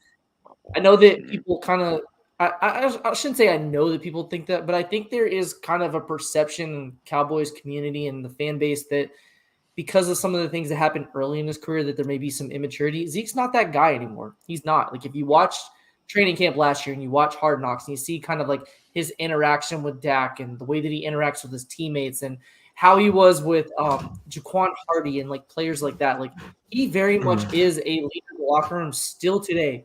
So last week, Christy Scales brought up a great point this week on Dallas Cowboys radio. When Noah Brown got his first career touchdown, these guys were teammates at Ohio State. Noah Brown's played in the NFL for 6 years, scored his first career touchdown. You know who ran to the end zone to get the football? Zeke. Like stuff like that matters to the team and it matters to the locker room, but it only matters so much, right? Because there's only so much pie to go around, right? Space, like you have to start at the end of the day, you know. End of the day. So it's all relative because no matter how we feel as fans, whether it's the nostalgia factor or looking at it from a realism angle of, yes, you're not washed. You're still a valuable running back, but not at what you cost. I absolutely think they will go to him next offseason and say, we want you back. We want you to retire a Cowboy. We love you. We like the guys we have in-house, but we can't pay you this. What can we do here? It's just kind of worth bringing up. And again, it's 2 weeks in. He may go for 150 this week, and we're going to be like, wasted 10 minutes talking about that. Or it might be something in 4 weeks where like he's just not getting enough touches for it to make sense to pay him $10 million a year. So just thought I'd bring that up. I think the other angle on it too is Zeke's very smart and his team's very smart, right? And what I'm trying to get at, what I'm saying is he understands he kind of jumped the boat and got paid before Dak, and there were some things that happened there, and you have the relationship with him and Dak. I do believe whenever Zeke talks about being here, you know, and retiring a Cowboy, and I think that lines up what the Cowboys want to do, I think he understands he got his money, right? I think he understands what it meant in the Dak contract negotiation situations and what happened there. And I do think he will be open to, you know, the restructure, if you will, to stay here even longer, in my opinion. Yeah, and I wanted to add this too, and this is kind of like down the road or how the Cowboys are going to approach this. Before they drafted Zeke, I thought they nearly, and I know how the Joneses think, I was like, I think they got the whole idea of how the running back room should be. Draft a guy in the 3rd to 4th round, a la DeMarco Murray, run that guy's course on his contract because you got a guy that's a solid, you know, workhorse running back, or, you know, how it works for your team. Get a guy that comes in and you just rotate there. I think that is the formula for this league's present right now. The problem is and I've, you know, said, hey, listen, if you get a guy like Zeke, and I thought at the time, and I still think this, Zeke definitely has been consistent when you look at the numbers. I think the problem is when you take those carries away, it kind of deflects on how you look at him. Because I saw a tweet out there and people were like, oh, look at how his yards per carry have been coming down. But how many attempts has he been getting, right? Now that's more so also in that span of time how the offense has been run. Yards per game, not per carry. Yards per game. That's what I mean. I'm sorry. My bad. I'm sorry. But like you look at the numbers, it's just like, how the hell do you expect this guy to get 80 to 100 rushing yards a game on 11 carries? Like that's like unrealistic. But at the same time, I think that this is imperative for Zeke's career because it's taking less yardage off his body, and it's going to allow him to prolong himself. And I said this before the season began. If Zeke gets me a solid 1K or 6+ touchdowns or something that he's on par with, I'm cool with that. I just think the problem is that cap hit. And I think that's going to be what they have a conversation about. Hey, Zeke, listen, I know, you know, whatever, or Stephen Jones is going to be like, we're just going to cut you here, take a 1 year or some BS like that. But no, they like him. It's not like a D-Law situation. So that's something that I think is important. I think it's a good point. And again, it's interesting you brought up that number when you said if he gets 11 carries a game, because through Zeke's career, through his first to 10th carry of the game, he averages 4.1 yards per carry. From 11 to 20 carries per game, he averages 4.6 yards per carry. So that's kind of the type of back he is. And that's not unique to just Zeke. A lot of those bigger, powerful backs, you tend to see be more productive as the game goes along. So if the plan is for Zeke to be a 10 to 12 touch back a game guy, it does not make any sense whatsoever to keep him. It doesn't. Wow. But if you plan on saying next year, depending on who the coaching staff is, assuming it's everybody that we have in-house or Sean Payton or whoever it might be, if the intent is he's going to get 15 to 20 touches, the other running back will get 10 to 15, and we'll figure that out. But Zeke's always going to get this touch. We're gonna make sure we game plan for it. Then yeah, he absolutely should be here because he still is productive. So it's just an interesting conversation. I thought I'd bring it up. Question for you guys too. So Jason Peters. Jason Peters has had a full week of practice. That's something they've talked about, saying they want to monitor. No. We know that he practiced. We know he practiced at left tackle, left guard, and right tackle. And we've heard some of the conversations that Jerry Jones said yesterday saying, if I have my way or if we get our way, he'll be a big impact player for us or a big contributor for us or something along those lines. Now it's Jerry talk. Jerry talk, as our guy Space knows, could go a lot of different ways on what he's trying to do. Is it marketing or is he being honest? And sometimes based on the way that he answers the question, you can tell this is something Jerry's practiced and prepared for. And then when you hear some of the other ways that he answers it, you can tell this is I wasn't expecting that. This is the reality of how I feel about things. There's two different Jerrys depending on how he's interviewed and what he's expecting the interviewers to ask. With Jason Peters this week and next week, because it looks like he's progressing to the level that he's probably game ready. Could be this week, could be a next week call up, sometime in the very near future. What do you guys think they do now? Because Tyler Smith was drafted as a left side guy. We all knew that he was drafted to be the left guard and heir apparent to Tyron down the road. Obviously, our timeline was expedited there. He's played left tackle and for the most part has been pretty damn good for a rookie. He's graded out if you take PFF's grades for anything. He's been the highest graded rookie tackle this year. And overall, aside from him having some issues week one and getting out of his snap or getting off of his stance quick enough, he's been pretty good. Like I don't have any complaints. I haven't said any games that I'm like, he's a major issue. Obviously, he's the long-term future there. If you guys were coaching the team, do you go ahead and play Jason Peters at left tackle and slide him inside to get the best 5? Do you play Jason Peters as swing tackle, just to protect either side? Do you play him at left guard, a position he hasn't really played? What do you guys think the plan is there? We'll go with Nick's first. Okay. Yeah, I think, we kind of talked about this. Actually, it's funny. Spoony, we talked about this on the space Wednesday, our pre-show space.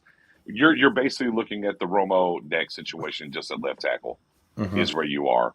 And if you'll follow me on Twitter, I've kind of brought it up a couple of different times ago to what they're saying. And Stephen Jones said something I thought that was pretty big. It's like he's found his rhythm at left tackle. I said, yeah. I don't think. Now I'm just saying. I'll give you my answer. What I would do. I don't think they're going to move him.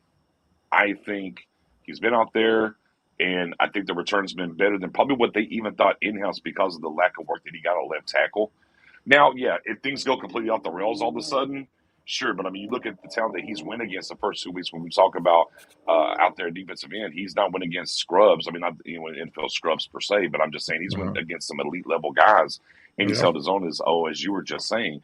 So, at a certain point, there's a point of no return for me. That's how I looked at it. Now, that's the answer I'm giving for Stephen and them. I don't think they're going to move him. Personally, I don't think so at this point. I think for me, there's a point of no return. And I'm like, look, I can kind of understand maybe you don't want to do Peters this week because it's a short week, right? Because you're playing Monday night and you're coming back on Sunday. But if he's not the left tackle next week, then we're done here. This is a deadly conversation. To me, he's your swing tackle until further notice is what I would look at. Okay. Spoonie? Yeah, I'm on board with BJ. It doesn't make any sense for Tyler Smith to move away from left tackle spot, especially where he was already set. It was already said when drafted that he can be the future left tackle, and with Tyron Smith being out, we don't know. The conversation is being talked about his future and all. And the great thing is that if you're able to move from Tyron Smith, you want a young guy who's already ready to play left tackle. That's one of the biggest positions on this offensive line to protect your quarterback. So, it just makes too much sense to keep Tyler Smith there if he's doing well. Like BJ said, if something starts happening where he's not performing well, then they have the option to go with Jason Peters and then put Tyler Smith back at guard. Jason Peters being there allows the Cowboys to really look at their guys. Like even Favreau. If the idea is, well, let's see how Peters plays at left guard, but let's talk about Favreau because we know McGovern is out. They have the flexibility to do that because of Peters. And can he play guard? Of course he can play guard. But like I said, it's gonna keep Tyler Smith in there and let him go through all the bumps and bruises and let's get this W. Yeah, and look, and the other side to that coin too is you don't know what Tyler Smith will be at left guard. We don't know, but what you do know is he's playing pretty damn well at left tackle. So that's the other conundrum in house that they have to think about. Yes, we understand what Peters is, right? We get it, all pro, probably a future Hall of Famer, played well last year with the Bears for 15 games. He's 40 years old. You know what he's going to bring to the table at left tackle. But the issue is, what happens if you kick Tyler Smith inside and he's not that good? Now, not that none of us on this panel think that he's not going to be good at left guard. That he's not going to be good at left guard. But what you know for a fact is he's playing well at left tackle. And we talk about, and then this is where we got to look in the mirror, everybody. We talked about it a ton last year. We talked about it all offseason. Continuity on your offensive line. Continuity. Yeah. Well, after you're playing so many games and he's doing well at left tackle, you don't know he's going to be at left guard. Continuity would say you leave him there till further notice. Right. Okay. What do you think, Space? I'm going to say this, then I have to get ready for work tomorrow. So first off, thank you guys so much for having me on once again. It's definitely fun hanging out with you guys and talking about Cowboys football to keep my sanity in check. Anyways, here's how I think about it, right? There are two answers to this, and really, I look at this long term. Okay, because your offensive line, when you take a pick, especially at a tackle, like I understand, Space, we drafted him to play guard, and that's kind of what I felt would have been his best position, and I'm glad I'm wrong on that. I'm glad that I was really wrong on where Tyler Smith was in his progression, and I'm very happy to say that. Tyler Smith has impressed me at left tackle, and I've gone on the record on my channel, and I've said, listen, unless he really F's up, I don't give a damn if Tyron's healthy. I don't give a damn if Peters is ready to go. You don't touch your blind side. If he is in a rhythm and you bring back Dak, and then it can mess with the whole thing with your offensive line. And people have short-term memory because they forget. Remember what happened last year with their offensive line when we started shuffling around the line? Yes, I get it. Oh, like Tyron goes out. All right, we're going to take Steele. We're going to move him over here. We're going to move this guy over here. Like, no. You can't. We were rotating guys plays to plays even. I know. And I nearly lost my mind. But I do agree. If you put Tyler at left guard, you are getting the best player there. And I think that, sure, you put oh my God, I'm blanking on his name. Peters. Jesus, I can't believe I forgot his name. It's late. You put Peters out there. Yes, you get the best five out there, but this is where the problem lies in. If the Cowboys' main goal is to move him to left tackle, why not just play him the whole year? Because you know why? It's harder to get a blindside guy than it is to get an interior guy. And I also said this. If they're not going to pay McGovern, you got your next guard in Farniak. Now, do I think you could do better there? Yes, absolutely you can. Yeah. But it's a lot easier in the later rounds to get guards than it is premier tackles. So if speaking Matt Owen's language right there. Space, I don't know if I told you, but I love you so much. Hit the horn. Hit the horn. Matt Owen, hit the horn. Hit the horn, Matt Owen. Okay, hold on. But where's it at? I'll let him hit the horn and I'll continue. Oh, There we go. That works too. Okay, well, fair enough. The thing is, yeah, there you go. The thing is that I looked at this year, and I'm pretty sure 95% of Cowboys fans looked at this as a punted year for how this roster was developing, right? Mhm.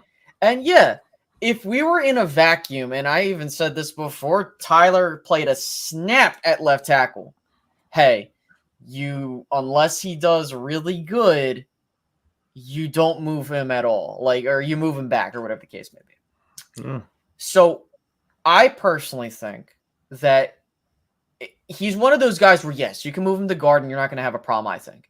The problem is that when your quarterback gets back and you start doing the musical chairs again and you just got a guy that got hurt, are you really going to play that risk again? Especially if the offensive line starts playing well, right? Yes. This isn't like a conversation where you have Farniak versus McGovern, right? Where yes, McGovern is the more talented player, but if Farniak is I use the example of Dak and Romo all the time because it's a picture perfect example of what you do. Mm-hmm. Unless the dude is not playing up to the level or he's exceeding what he's doing, but not to a point to where you have to be like, okay, I need to switch this out. Yeah. Don't touch it. Right. So exactly why I said this is Dak and Roma at left tackle now. Yeah. So thank you for that too. So to kind of end this whole soliloquy, and then I will plug myself and leave. I get it. On paper, it makes sense to move Tyler to left guard, but guess what? If you have a guy at left tackle that's holding his own and continues to get better, why would I mess with that development when that's your plan the whole damn time? Now, think about it this way. You go into next year. Yep, you got your new left tackle. You got Terrence Steele, who's a restricted free agent, and odds are if he continues to play well, he'll be here long term. And he's so you got a just turned 21-year-old, a 25 going on 26-year-old. Yep. Mm-hmm. You got Zach Martin, who's doing Zach Martin things until proven otherwise. You have Tyler Biadasz, who has been playing good, playing well this year. Yes, and that's really good to see. And then your left guard play has been decent for what it has been. And guess what? Realistically, if that's your offensive line, you really have a young core to build off of besides Martin. And that's key. Because I've always said, you want to make sure this offensive line is a young core that can build itself from year to year to year. And I know Matt O has said it. I'm going to say it here again. You shouldn't have to keep picking in the first round to get a sure lineman. Yes, tackles, completely understandable. Unless he's the best player on the board, then sure. Down to Marco. Yeah. I don't have that clip. Yeah. But yes, the tackles I get. But I think that the Cowboys, surprisingly, with their rebuild it is a rebuild of their offensive line, is way ahead of schedule than I thought it was. Yeah, and you made a great point, and you made a great point there, Space, with the continuity side that I was talking about. You was like, hey, you don't want to switch it up with your quarterback coming in. Mm-hmm. Let's say Dak does play in the fourth game, and all of a sudden now we're going to switch the offensive lineup now that Dak's back. That's just counterproductive in a lot of ways. No, I don't know what you're going to get there. And I could be wrong, because my biggest question mark for my biggest problem with the Cowboys in 2022 has been the question marks all over the place, right? For all I know, Smith moves the left tackle or left guard, we're A-okay. That's awesome, right?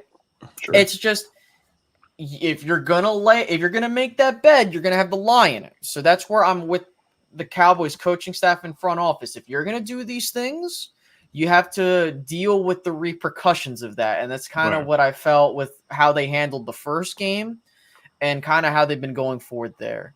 So with that being said, don't fuck with your offensive line. I'm not dealing with this shit. Anyways, big facts. You guys can follow me on Twitter at Space Cowboy MED, or you can follow me at Space Cowboy Media on YouTube. Do your due diligence. Follow the page. If not, Stephen Jones is going to take your pie, and we don't want that happening. So gonna wake up no pie. Yes, no pie. So go ahead and follow me, guys. That'd be greatly appreciated. And it's always good to kick with you guys. Talk about our Cowboys. A couple more days away before we see them again, and hopefully Kellen Moore doesn't piss me off. So have a good one, guys. Thank Appreciate you, brother. Blessings, brother. Blessings. Professor O, now, and we've talked extensively about over the time here with the Tyler Smith pick. And, he's like, look, if he turns to the left tackle, I feel a lot better about it. And the big thing about that is to get a true left tackle in this league, prototypically, you have to draft him in the top 10. You might look up top 12, but typically top 10. If the Cowboys do walk away and Tyler Smith continues to trend the way that he's been thus far and walks through that door, you feel a lot better about him being picked at 24. No, yeah, 100%. And that's kind of where I was going too. So I'm glad that we're all kind of on the same page. When we signed Jason Peters, my immediate thought was, perfect. You're going to let Tyler Smith play left tackle week 1. Hopefully he holds up and does as best as he possibly can, right? We're just going to let him play week 1 and see how things progress with getting Jason Peters acclimated to game action. And Tyler's played good enough now that I don't think you jeopardize that. Now the question is, if you look at Jason Peters last year, we watched his film last year, the coaching staff evaluates how he looks at practice so far, and you say he's a 7.5 or whatever. Mm-hmm. And then you look at Tyler and you're like, he's a 7.4. It's not a big enough upgrade for me to risk my future left tackle missing any snaps whatsoever because he's thrown into the fire already. I'd rather just let him get those, beatings. It's going to happen. Somebody's going to abuse him. He's going to have a bad game. And I'd like him to get those reps from a physical and mental standpoint so he knows what to work off of. As much as I would love to slide him in and go with the best 5, I genuinely don't believe in that. I don't. Right. Because I think continuity is more important than a lot of people put into play, because if that was the case, you would say Kelvin Joseph's physically more talented than this player, so let me start him over that. But the team hasn't done that because they don't trust him from a mental standpoint. So this best 5 idea, is kind of like looking at Madden grading. It's kind of the way I look at it. Well, he's an 85 at cornerback, but if I move him to safety, he's a 92. It's just not how it works. Football does not actually work that way. There's this trust factor of me being a left tackle and knowing if they do a stunt, I know my guard's going to pick him up because we practiced this 100 times in practice. Right. If it's a guard, I know I can pass off to the tackle and I'm going to help the center because we've practiced this so many times. There's the clockwork factor. Obviously, if the players aren't good, then continuity is not important. But Tyler Smith has been not an issue, not a liability, not a concern where I even would consider moving him right now. So now I'm looking at he practiced left guard and right tackle.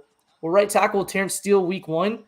Film was okay. He didn't play bad. He had a lot of penalties. That was a huge concern. But he was pretty solid in terms of actually watching him block. He was fine.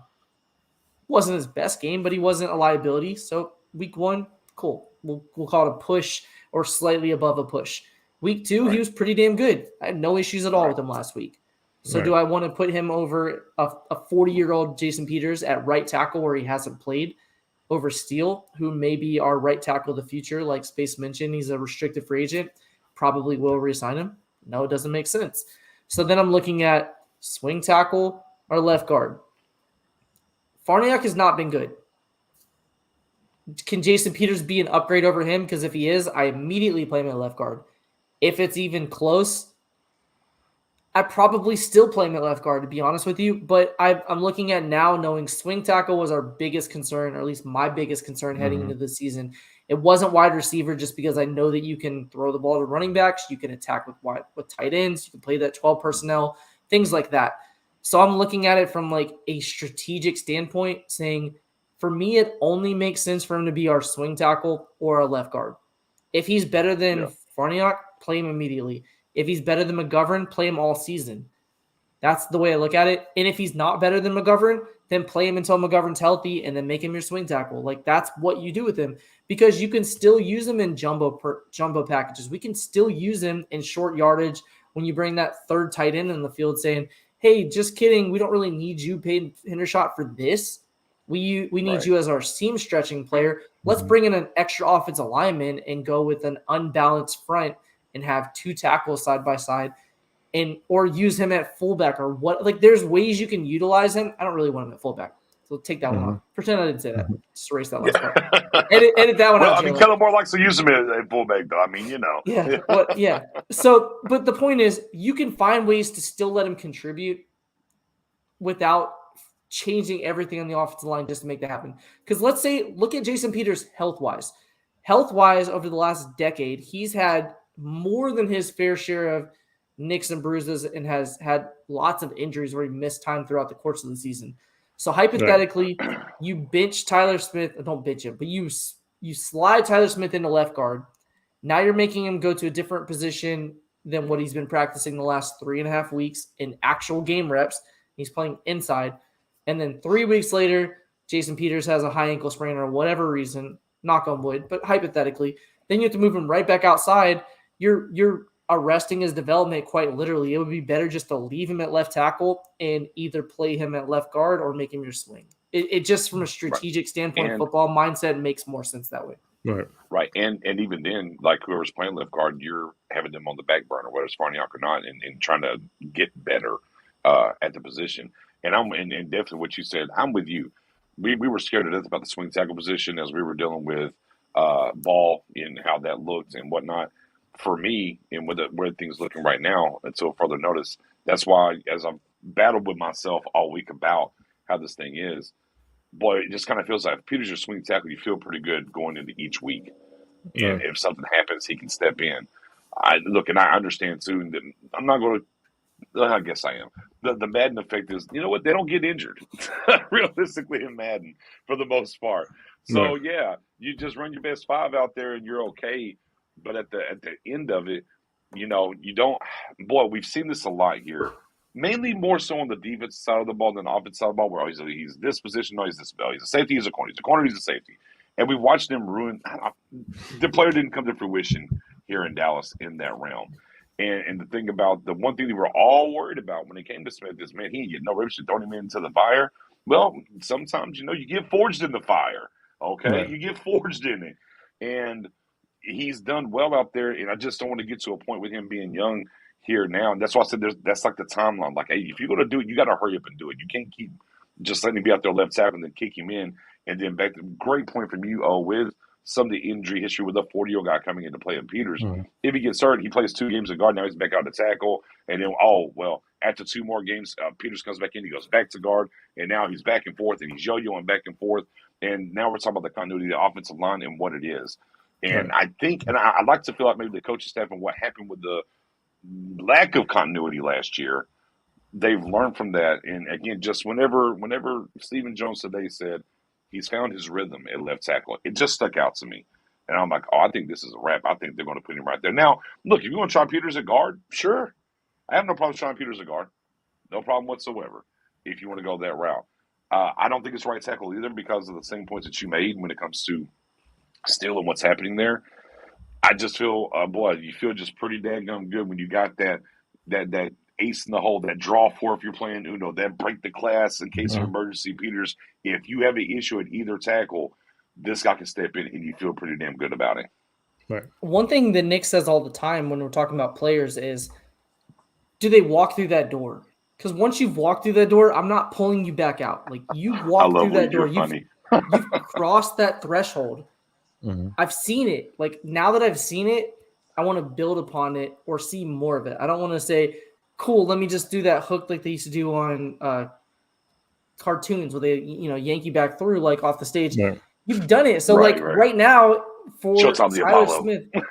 Exactly. Yes, that. So, for Tyler Smith, like, it's your time, man. Like, your entire timeline was expedited based on what we thought. We know you're the left tackle of the future and a left side guy now, but right now, because Tyron Smith got hurt, you're our left tackle. You stepped up. So for me, I look at Tyler and I just, it's time. The time's now. It was sooner than what I expected, but the time's now. I'm not pulling you back out. So, and that's where the conversation really changes depending on how Tyler plays over the next half of the season or longer.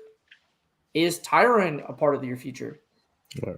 That's a whole nother show down the road, but it's something you got to think about from a week to week standpoint. Like the probability of that kind of increases as we go across the season because he's going to have more film, he's going to have more experience, he's going to show his strengths and weaknesses. And look at this chat. You guys are talking about Nick's beard. Nick said, let me show you guys. Let me show you guys. Hold on real quick. Let me let y'all know.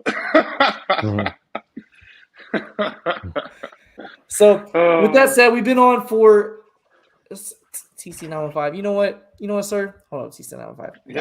I got you. Hold on. I got you, sir. Give me 1 second. You're slipping. Wait a minute. Wait a minute. Wait, first of all, you're not going to speed past that like you didn't just say what you just said. I saw that, TC915. I saw that. So we've been on for an hour and 44 minutes. It is 12:16. It's officially my second child, Emmett's birthday. He turns 3 years old. Hey, so let's go. It's his birthday later on today, so I'm excited for that. I want to end it with this. I'm going to ask the chat. Go ahead and let me know your score prediction. We asked this on Wednesday. We went ahead and did this on Pick Six Sports. Definitely make sure to like, sub, share. Appreciate you guys rocking with us. We do this every Wednesday and Friday night. We do have midday shows, so give them some love. But this is where we're at. It's Wednesday night, Friday night. We have the Pick Six group in the house, and we talk Cowboys football with you guys. I want to start with you, Knicks. What is your score prediction? Has things changed for you as the week progressed? Are you feeling higher on it now that Jerry has talked? Does that not change your score prediction at all? What is the score prediction going to be? So far, we got Gregory with a 27-13 Dallas. TC915 says 13-10 Dallas. So I'm seeing a lot of field goal opportunities there from Maher from TC915. Nix, how are you feeling about the game? What's the score prediction going to be? Yeah, I think for me, I'm still where I was at Wednesday. I think it's going to be a low scoring game. I think it's going to be a little nip and tuck here. And I think the Cowboys get out of here. I'm going to stretch it a little bit, though. I went 17-10 Wednesday. I think it's going to be 20-10 Cowboys. I think it'll be 13-10, maybe going to the fourth quarter, and the Cowboys get a touchdown late to put the thing away. So 20-10 Cowboys. All right, Spoonie, before you answer, our guy I Love Weed, shout out to you. Great username, hilarious. Said 24-13. Mendoza gave us Flames. Stephen White said blowout. 31-10 Cowboys. Bruce going a little bit closer with a 20-13. So Spoonie, where you at with it? Well, Wednesday I said 28-14. But as the days have went by and the conversation we had today, Stephen White, do you have any room on that train? Because I'm with Stephen White. I'm going to 30s game. A little bit higher though. I'm going 35-14 Dallas. And the reason why I say that is because I'm not saying the Cowboys offense is going to score 35. I feel you're going to have a score from special teams. Turpin. And while Lawrence Taylor is standing there, and whether you're a Cowboy Giant fan, we're going to give him a standing ovation. He's going to watch the young man in Michael Parsons do something that LT hasn't done in his career. And it's the name of this show, Pick Six.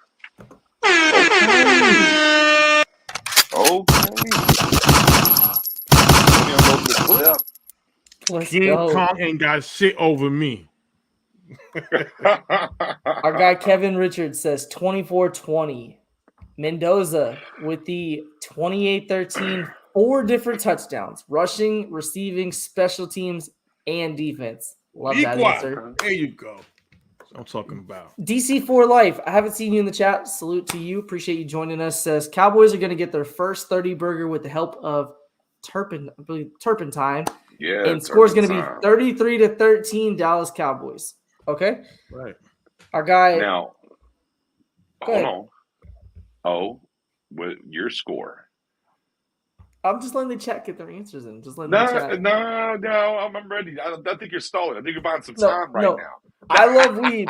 I Love Weed said, screw it, 38-10. That's what I'm talking about. He changed his answer. His original. We got to scroll up and see I think it was close before. He buying. What TC? 24. He went from 24-13 to. Come on the train. Love the change there. Come on the train. Love TC. it. Come on the train, man. We got TC5. Join. Come on, TC. Jump on. Yeah. Choo-choo. Let's go. Jump on. Yeah. All right.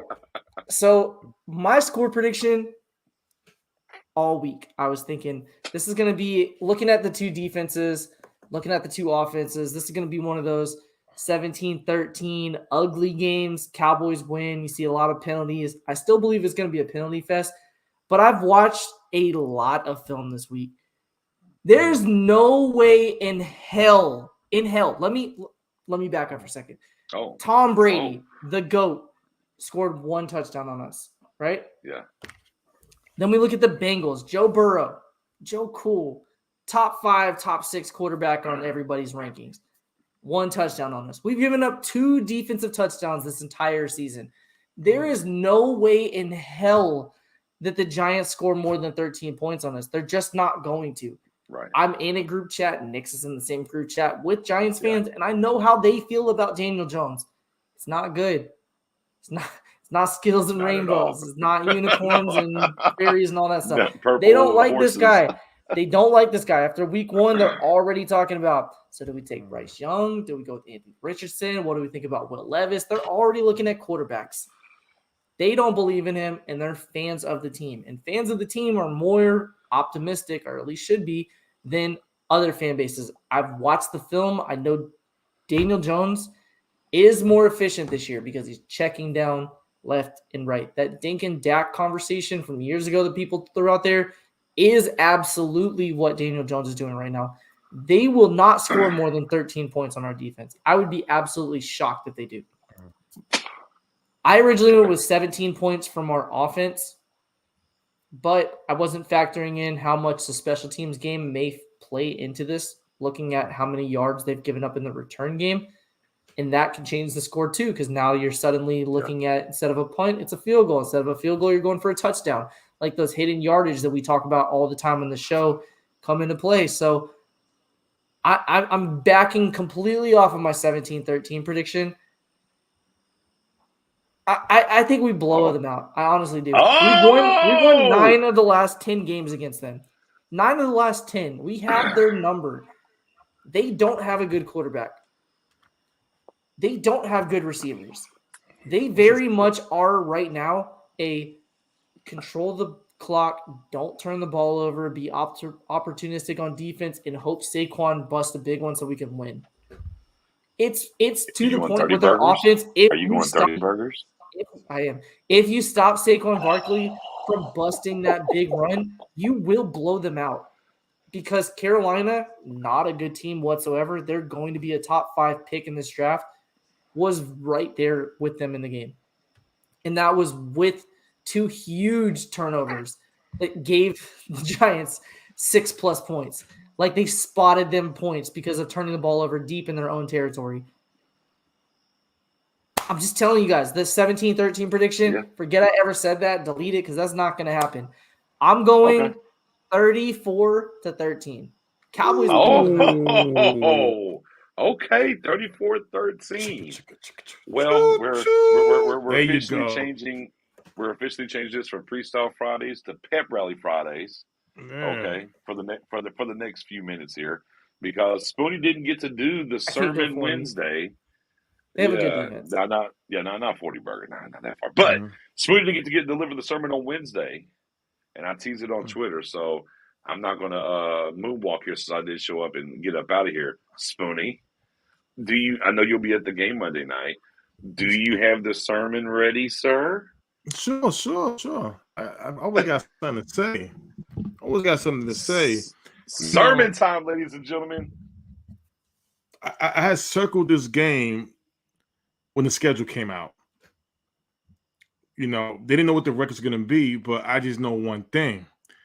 Cowboy Nation, we're going to march down to the Meadowlands, and we're going to wreak havoc. On the field, off the field, in the parking lot, all day, all night, the whole time until it's Tuesday. It's going to happen. You know why? Because this is what happens all the time, Cowboy Nation. When we march in there, okay, standing behind Cooper Rush, Michael Parson, Diggs, the whole gang who's going to be playing on that field, we're going to witness an assault. There will be assault charges on the Cowboys. Why? Because we're going to beat down the New York Giants. Now, Lawrence Taylor's going to be there. Listen, that's the GOAT. In my opinion, the best football player all time in LT. But Understand this. He's only there to witness the lion become more of a beast. To see in his own eyes, look at the guy that I feel will be better than me in Michael Parsons. He's going to witness Michael Parsons do damage on Big Blue. There'll be Big Blue at the end of the game with a whole bunch of black and blues. You know why? What? Because that's how we're going to take care of fucking business. Understand that. So just like last week when the Bengals came into BJ Nick's space, interrupted BJ Nix himself, now they disappear. There's somebody on BJ some chicken wings from the Bengals fan base. They own chicken wings. BJ probably will never see them wings, but he's gonna see some chicken on Sunday after halftime when we chasing these chicks away. Understand that. It's gonna happen, Cowboy Nation. Understand that. All this conversation about Dak and Cooper Rush and all that kind of stuff. Listen, at the end of the day, you wear the star on your helmet. We're going to go behind you. We're going to support you. And we're going to see W's. Y'all be seeing me on Monday night. And trust and believe, Giant fans will be hearing all of me all night long. And it will be shown on video. Blessings over the weekend, guys. I mean, yeah, it don't get no better than that. You did one hell of a job, and the only thing else I got to say is, how about them Cowboys? Yeah! Dominate, celebrate, y'all. Dominate, celebrate. Celebrate. Let's go.